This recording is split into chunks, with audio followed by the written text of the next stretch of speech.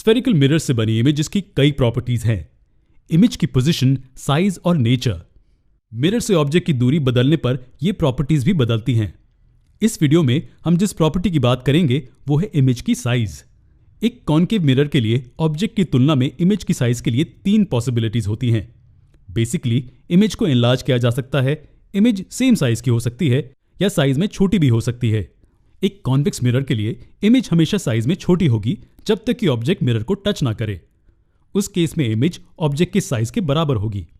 अब अगर हमें इमेज के साइज को ऑब्जेक्ट के साइज से कंपेयर करना होता तो हम उनका रेशियो लेंगे, जो है ratio of size of the image to the size of the object, और इस रेशियो को हम मैग्निफिकेशन कहते हैं। इसे m से डिनोट किया जाता है। चलिए एक नए पेज पर चलते हैं। हमारे रे डायग्राम में ऑब्जेक्ट और इमेज के साइजेस और कुछ नहीं लेकिन ऑब्जेक्ट और इमेज के हाइट्स हैं, इसलिए m hi/ho के बराबर होगा। चलिए अब थोड़ा सा मैथ करते हैं। मान लीजिए इमेज की हाइट ऑब्जेक्ट की हाइट से बड़ी है, इसका मतलब है कि इमेज एनलार्ज्ड है। अब इस क्वेश्चन को आंसर करें। अगर न्यूमरेटर में जो टर्म है वो डिनोमिनेटर में जो टर्म है उससे बड़ा है तो रेशियो क्या होगा? जी हां, इनका रेशियो 1 से बड़ा होगा। क्या अगर hi/ho से कम हो? हां, रेशियो 1 से कम होगा। इमेज डिमिनिश्ड है।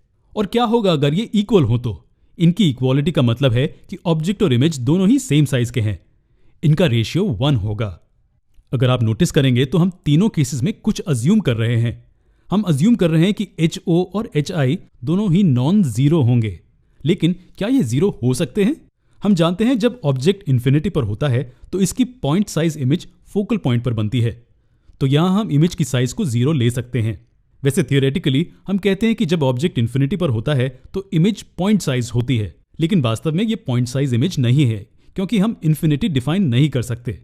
इमेज चाहे जितनी भी छोटी हो उसके कुछ डायमेंशंस फिर भी होते हैं, तो वास्तव में hi जीरो नहीं हो सकता।